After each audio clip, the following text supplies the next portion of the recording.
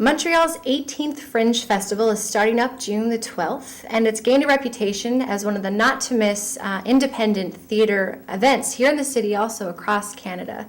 Today, we're very fortunate to have its general manager, Patrick Goddard, with us to speak with us about the Fringe Festival. So welcome, Patrick. Hey, Sydney. Welcome to CUTV. Thanks. So let's start by talking about the Fringe Festival. Give us a little bit of background history, please. Okay, sure. The Montreal Fringe was started in 1991 by a couple of McGill students who came out of the McGill Drama Festival and wanted to give the Montreal independent community a chance to showcase their work in a kind of a carnival atmosphere party, basically. Nice.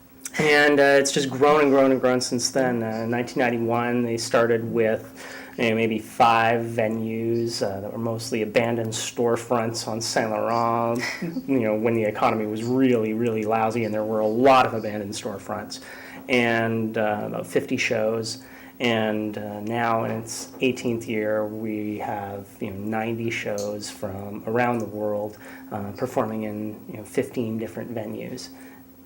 Okay, so this also has linkages back to Edinburgh, Scotland. Can you talk about that a little bit, please? Yeah, the whole Fringe concept began in 1947. There was a big international festival in Edinburgh, kind of post-war European cooperation kind of thing. It was all really big theater and opera and dance and ballet companies and things like that.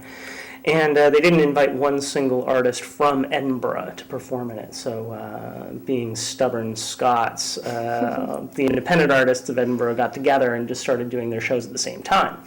And a few years later, journalists started calling it the Edinburgh Festival Fringe. Mm-hmm. And so the whole Fringe concept was born out of that. And then it came to Canada in 1982 in Edmonton, and then sparked a whole series of Fringe festivals across Canada and North America, and we're now a North American association of 24, I think, different Fringe festivals from Orlando, Florida, through Montreal, all the way to Vancouver, Victoria, San Francisco. Great. So you yourself have a really diverse history with the Fringe Festival. So you started off as a volunteer, right? Yeah, I started as a volunteer in 1993 as a theater student myself, as a way to get to see free shows at the Fringe and get to see what the Montreal artists were doing. Mm-hmm. Yeah, and then I became an artist myself. Like when I got out of theater school, I started doing Fringe shows for a couple of years. And then I became its general manager for a while, and then I was its volunteer coordinator for the last couple of years, and I'm back to being the general manager now. Great. So you've worn a lot of different hats. So the process of picking the people that are featured in the festival, it's a draw that you guys do, right? Yeah, we open the application process in October. Mm-hmm. People submit applications that basically have their name and their email address and a tiny little bit of information and the length of their show. They pay a fee to us based on the length of the show. Okay. And then on the first Monday of December, we put the names in a hat, and we all get together at Mainline Theatre, and we all get so drunk that we can't possibly cheat, and then we start picking the names out of the hat. Very great. Very democratic, of course. Oh, very. Yeah. So have you ever gotten any bribes in the past? Yeah. Every year, yeah. I bet. Yeah, we encourage it, actually. So this year, how many companies are featured? We have about 90 companies. 90 companies. Yeah. And how many shows? How many performances? Performances. There's about 600 performances over the 10 days of the festival. And we're talking about not only theater, but there's also dance, and there's poetry as well, and video, and so music and marionette and everything in between. That's great. So one of the initiatives, of course, you're drawing at random, but you're hoping that people with different ideas will get a chance to kind of share their production? Yeah, absolutely. And that's kind of the purpose of the Fringe, is for people to try out new things. So, we have, students doing their first real public productions. We also have, more experienced artists, but trying different fields as well. So, actors writing for the first time, or directors acting for the first time, or dancers doing choreography for the first time, or English actors performing in French for the first time. We have that kind of thing going on, kind of constantly at the Fringe. It's a really fun exchange. Nothing's censored. No, nothing. Submitted at all. No, nothing is censored.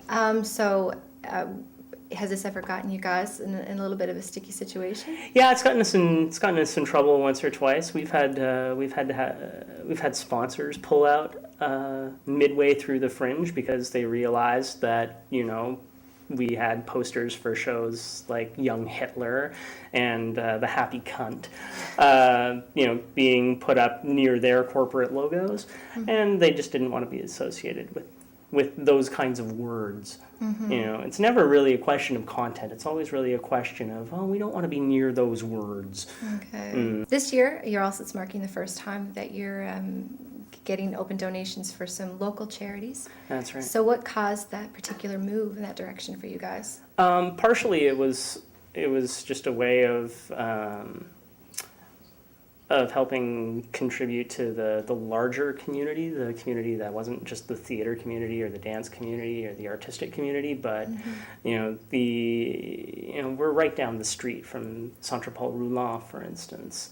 And Centre Paul Roulant has done their volunteer appreciation night at our year-round theater, and we thought, this is a really interesting connection. How can we kind of further that? And a lot of our volunteers as well volunteer for other community organizations, and how can we keep that connection going? So what we decided to do this year was to have donation boxes at the outdoor site of the Fringe and at all of the venues. And every day we would feature a different community organization, and we would split those donations 50-50 between the Fringe Festival and those organizations. That's a really great move, I guess, for you guys. Yeah, our opening night, we have an opening night concert that's free at the Parc des Amériques outdoors. Paul Carniello is opening, and the Unsettlers are going to be playing. Then at 10, that's at 6. And then at 10 p.m., we have a special preview night at the Just for Laughs studio, where the 40 or so international and Canadian artists are each going to have a minute on stage to show you whatever they want to show you. And that's going to be a crazy night. That's the first year that we're doing this kind of out-of-town showcase, and that's going to be a lot of fun. Very interesting. And people can get tickets right now by calling 849-FEST. It's 514-849-FEST. And we have an advance with box office that's open right now. Starting on June 12th, the opening night of the Fringe, we'll have a central box office at Parc des Amériques on the corner of Saint Laurent and Rachel.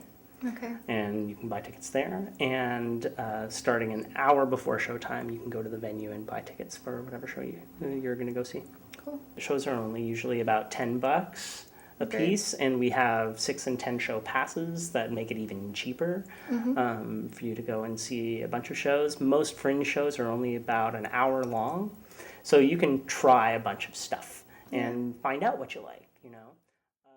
The thing is that, over the 18 years that the Fringe has been around, the central philosophy of it has never changed. And the way it's set up and organized for artists hasn't changed. It's still a random draw for artists to get in. Artists can do whatever they want on stage. They get 100% of their box office. They set their own ticket prices. And so that's never going to change. What we always hope for is that more people come and see, and more people see more shows. People, I think, see, on average, maybe 2 or 3 shows during the festival. It would be great if more people would get involved in the whole week. I want basically 100,000 people to all take a week off work and see 10 shows. Wow. Maybe one day. Maybe one day. That'd be great.